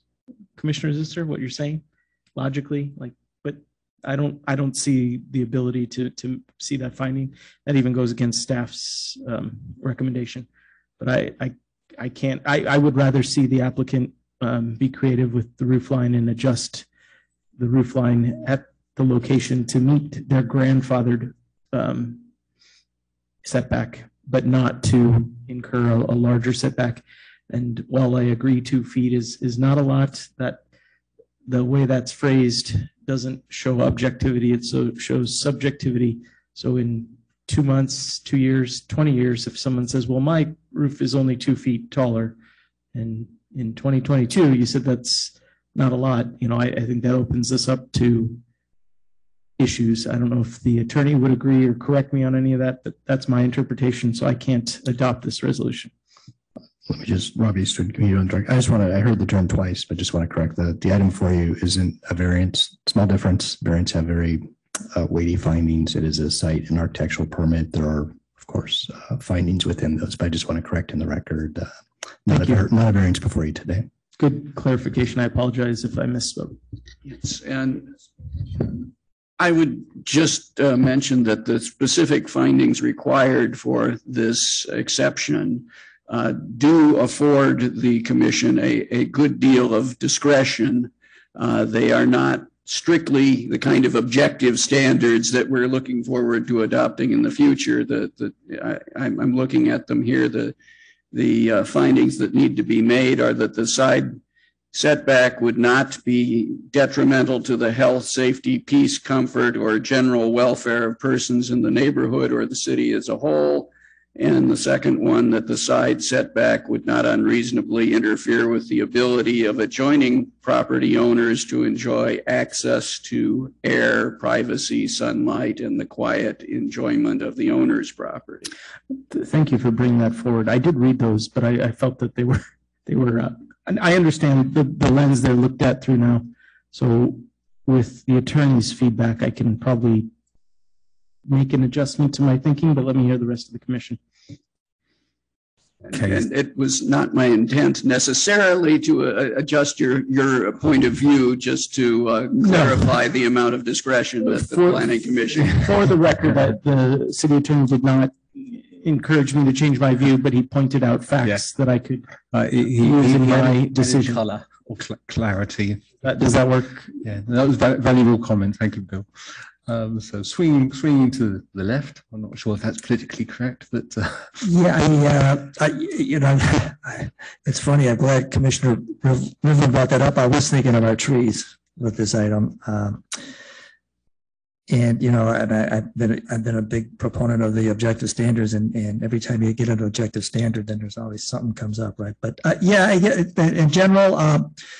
I think I'm okay with this. It's not the best situation, and I honestly don't think, I think the extra 2 feet,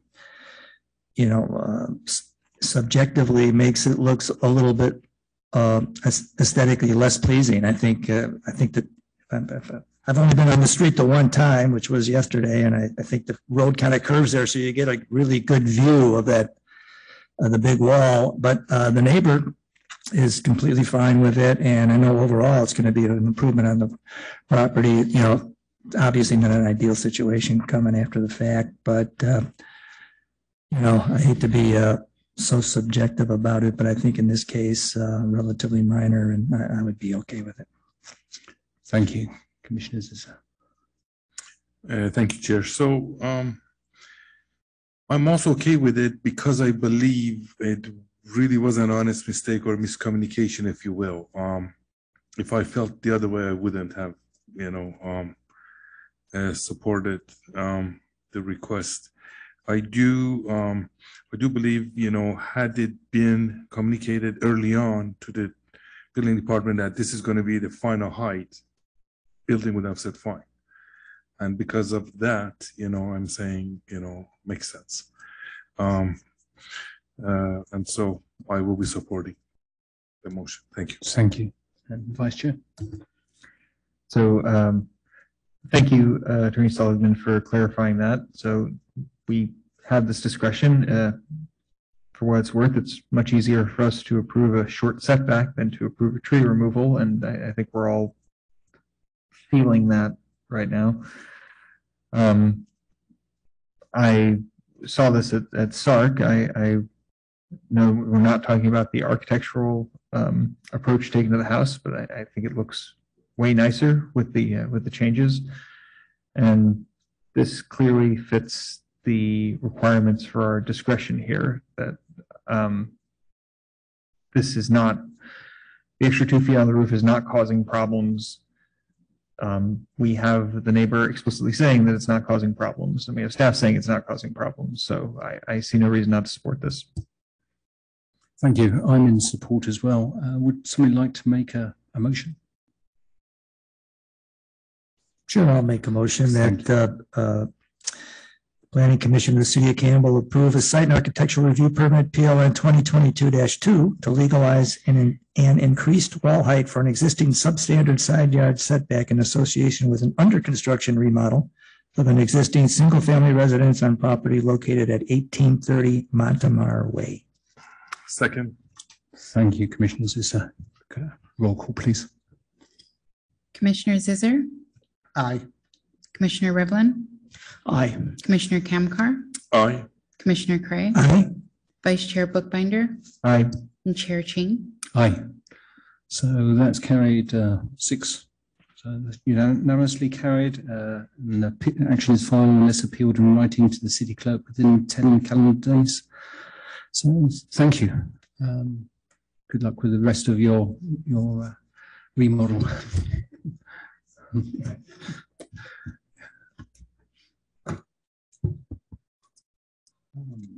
So I think we're on to the last item, which is the Community Development Director's report. Sure, just in your notes, Rob Easter, Community Development Director. So I want to give confidence we are bringing down the backlog of permits in process. So you've met our new associate planner. I believe you've met our new assistant planner. They're all collectively helping to get those queue times down. And I think that you'll start to see a lot more coming to the commission. We actually had one or two commissions. We didn't have items because I think we were so backlogged at the time. So you'll start to see actually more of a flood of items to this commission. So that's helping out a lot. Line report, we're in the final stages of recruiting for a planning technician, and this will also help the department, especially reviewing building permits. And this is a position that had been on the books pre-COVID. And then finally, a new position for our department at administrative analyst. Going to do a lot of work helping us look at grant funds, fee studies, manage our consultants. There's a lot of work in the white space around what our planners and building techs do, where this person can do a lot of support to our department. So we're in the final stages of recruiting for those two positions for the department. Just want to note we are, and I think the commission knows this, we are completely open for both in-person and virtual appointments. I think this was noted before, but if you're ever talking to applicants, the doors are open, you can come in. We do highly encourage folks to keep with the virtual appointments, and they have. You can sit on your couch and show your plans and get advice from our planners, but you can also walk into our offices. So both those services are available. Pivoting to the council, just a few report outs on recent actions. Speaking of objective standards, so on the last council meeting, we did present to the council an RFP to go back out for a consultant. We're taking a new approach to our objective standards update. It's a combination of two things. The work products to date under the scope we had were not meeting the expectations. The scope was just, and the products were not meeting, I think, state law and Campbell's expectations of what objective standards are, number one. And number two, as you know, under the housing element general plan update, we're going to have new zoning districts very soon that need a whole host of new zoning standards. So realizing both those two things, A, and realizing B, we have resources in-house with our planners that know our codes very well. We're pivoting a bit to have mostly a staff-led project to finish the objective standards, bringing a consultant to help out with 2 points, community engagement and real graphical design, which I think the state wants. The most objective are architectural and design standards. And we've gone out for an RFP with the council's blessing to hire a new consultant, and that work should start in June. Our objective, no pun intended, is to have the objective standards adopted at or as close to final adoption of the general plan and housing element.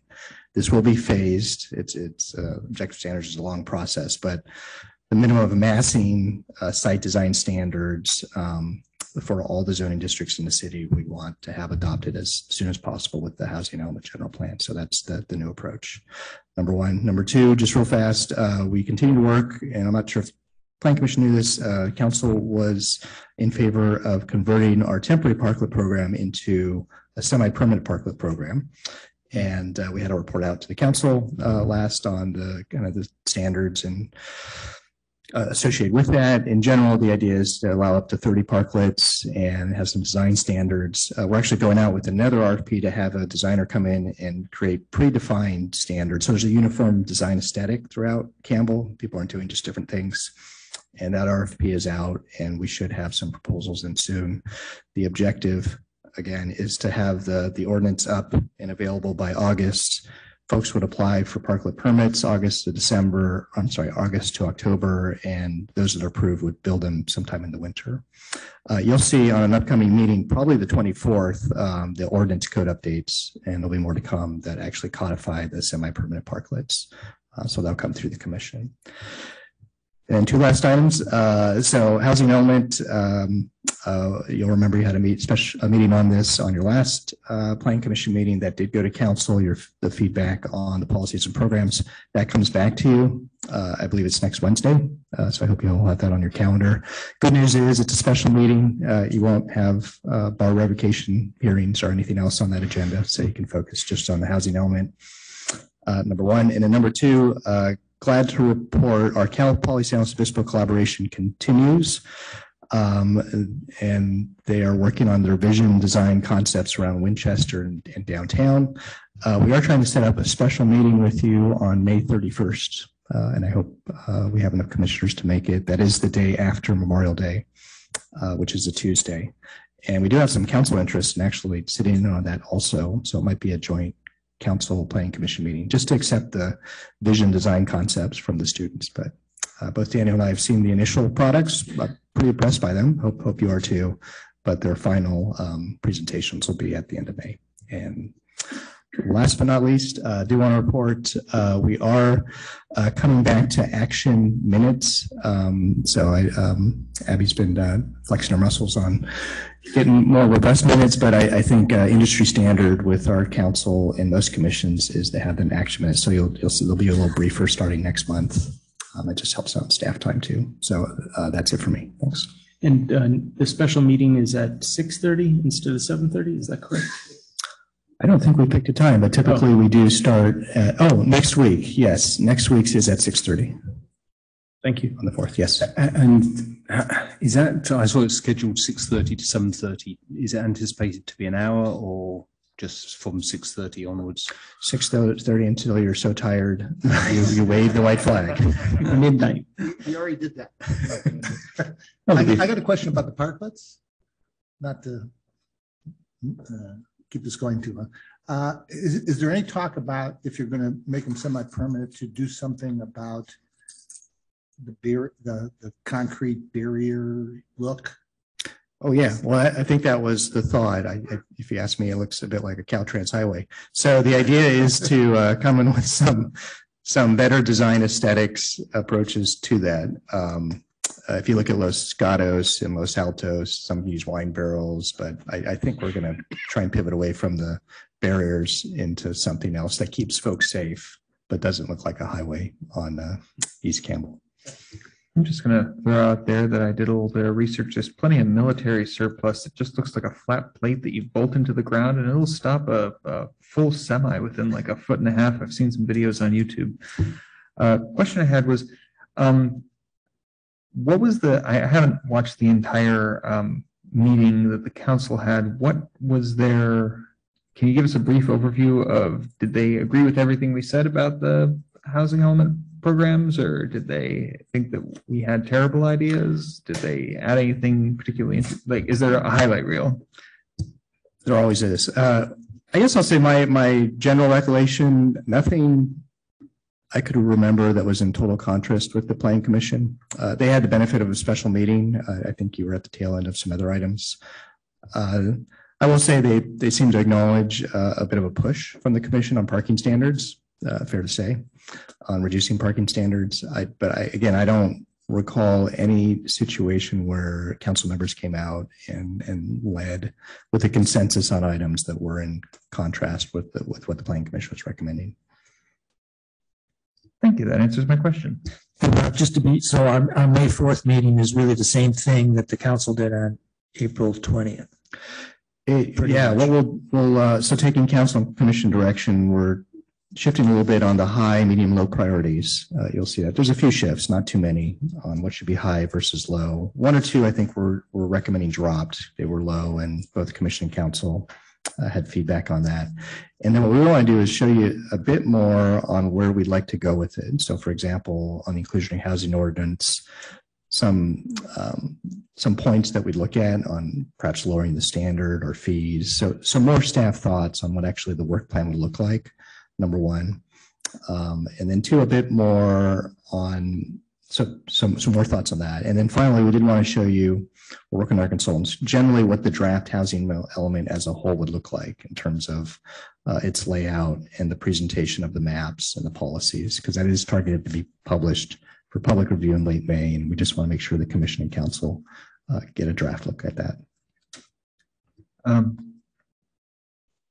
Is this our final meeting to talk about policies and programs, or will there be like a joint meeting with the, when is this finalized and how many more bites at the apple do we get? Sure. Yeah, nothing's final until the end of the year. So at this point, the next key milestone is publishing a draft. Housing element will go out for public review. After that, we'll send it to the state, Housing and Community Development. They'll give us feedback. And after all that, it'll come back to the council and commission for final modifications. What about the general plan update? You know, how is that scheduling being affected? Yeah, it is actually the same. I know it's sometimes hard to remember in the background. We had paired the housing element general plan together. Most of the discussion has focused on the housing element, but they're on the same timeline. Probably the biggest milestone with the general plan right now, and you'll remember last meeting, the notice of preparation for the environmental EIR has just closed, and we're targeting publishing the environmental impact report in July. For the general plan. And if I'm not mistaken, the housing element has to be finished before general plan update can be finished, right? We're actually syncing the two. They'll be adopted together. Yeah. Thank you. With that, I'll adjourn the meeting until the next regular planning commission meeting on the 10th of May. Thank you, everybody. Yeah.